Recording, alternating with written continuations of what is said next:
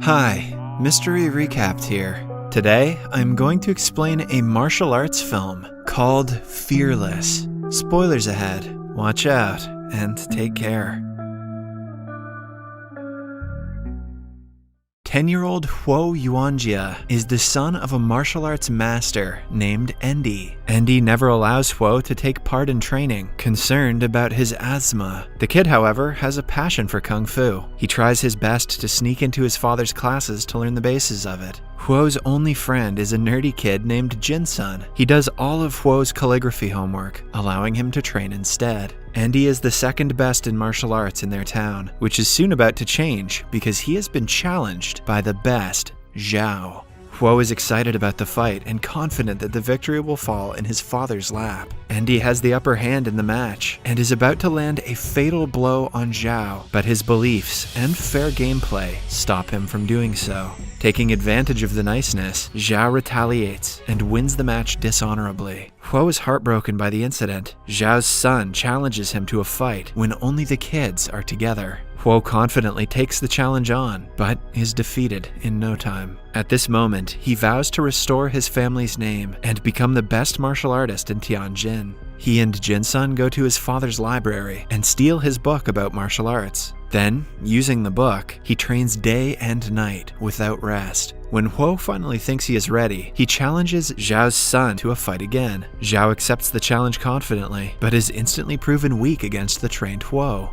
Several years later, Huo has grown up to become even better in martial arts. His father passed away long ago, along with his wife, who left him with a little daughter. Huo spoils her since she is his joy and pride in life. Since his last fight with Zhao, Huo has remained undefeated. He has fought several opponents, but none of them were good enough to give him a hard time. Huo has also gathered a lot of fans and followers over the years, but along the way, he has developed pride and is starting to forget his father's principles. He drinks and parties all the time and lets his disciples focus on having fun more than practicing. Some days he drinks so much that he forgets to return home to his daughter. He has spent all of his family's money and has gone into debt, but has no cares in the world. One evening, he goes to his best friend Jinsun, who is now a wealthy businessman and the owner of a famous restaurant. As usual, Huo drinks until midnight and treats his followers to unlimited food. Jinsun's assistant reminds him that Huo has not paid his bills for over a year, and they've been piling up.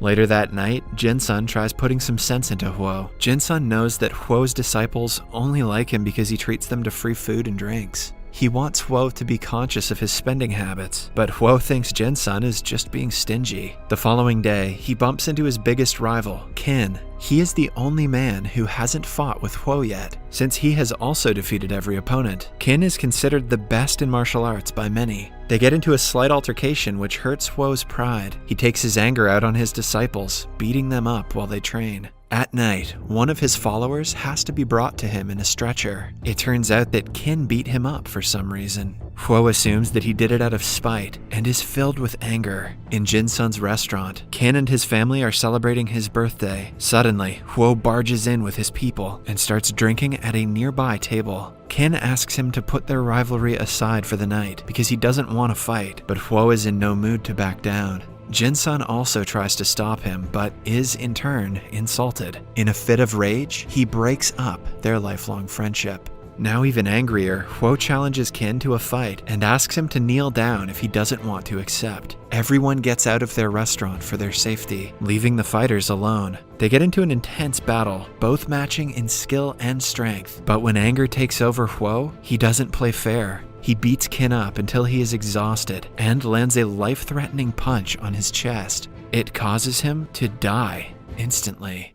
Huo returns home in the morning to see his mother's dead body on her bed. Qin's followers had her killed to take revenge on him. He cries, mourning her death, before suddenly realizing his daughter is also in the house. Upon walking into her room, he is met with the biggest surprise of his life. She is lying on her bed, covered in blood. In her hand is a little pouch that she had promised to give him when he returned home. Broken by the deaths he has caused, Huo steps out of the house when his disciples inform him that the man who was beaten up by Qin had insulted his wife. Qin did not beat him up out of spite, but for his wife's honor. Filled with guilt, regret, and sorrow, Huo doesn't see a reason for him to keep living. He boards the first ship and lies down in a corner, willing to go wherever it takes him.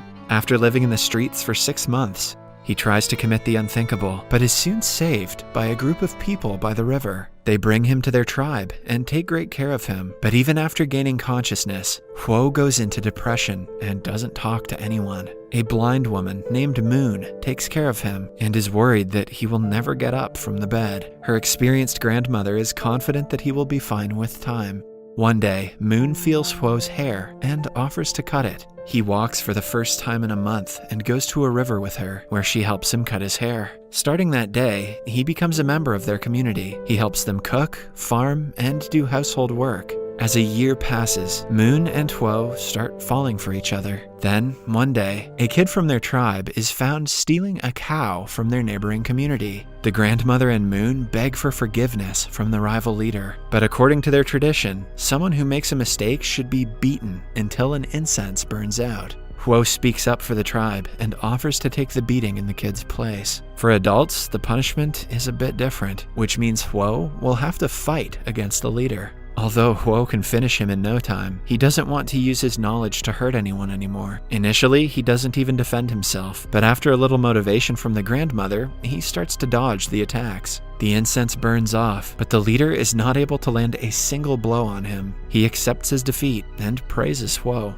The next day, Huo, Moon, and the children of the tribe are in the field. The children want to learn Kungfu from Huo, but he refuses to teach them. He knows what great power does to people and wants the peaceful village to remain as it is. The children also innocently mention that Huo and Moon are the closest to each other, but the adults ignore the comment. One day, Moon goes to see her parents' grave. This reminds Huo of his parents and daughter, who he abandoned after her death. Now that he is in a better mental condition, he wants to return home to visit their graves. He tells Moon about the plan, and she happily encourages him. Huo promises to return as soon as he can, and asks her to wait for him. In the following scene, we see him enter his hometown, Tianjin, which is now an entirely different place. After the fall of the Qing dynasty, several strong nations attacked China and took over. Tianjin became partially colonized, which caused several foreign residents to reside in the city and influence their culture. Huo goes to his childhood house, which is now an old, shabby place. The family servant Lai Fu welcomes him in. He has tried his best to keep things as they were, but after Huo's departure, a bunch of creditors flipped the entire house to look for money. Huo goes to his family's grave and apologizes to his father. He finally understands why he didn't land the punch years ago, when he could have won the title of the best player.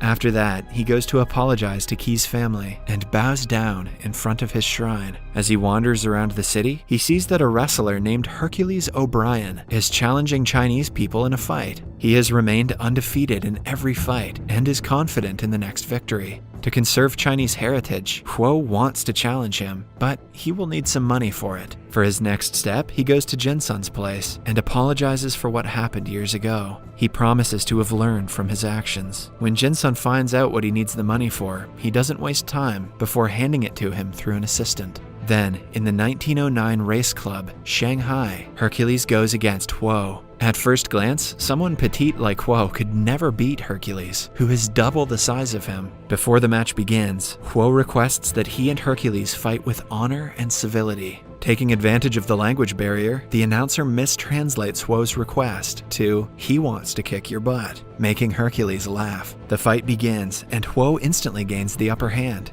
As the match gets intense, Huo saves the opponent from being impaled to nails on the side of the ring. As a good sportsman, Hercules accepts his defeat, making Huo the victor. Huo gains fame from the single fight and is called to Shanghai. He meets Jinsun there, who proposes they form Qinwu Athletic Association, a place where they teach Chinese students the art of Kung Fu. That way, even with the constant foreign pressure, they can preserve their heritage. Meanwhile, a group of officials from the foreign chamber is not fond of Huo's growing popularity among the Chinese public. They fear that his wins against the foreign fighters may trigger anti-foreign sentiments among the Chinese people. Hence, to make sure he loses in the ring next time, they propose a match between Huo and 4 foreign champions consecutively in a single day. The Japanese representative, Mr. Mita, promises to end Huo once and for all this time. Even though the challenge is difficult and is obviously a tactic to make him lose, Huo agrees to take part. One day, before the big fight, he meets his rival, the Japanese champion, Tanaka.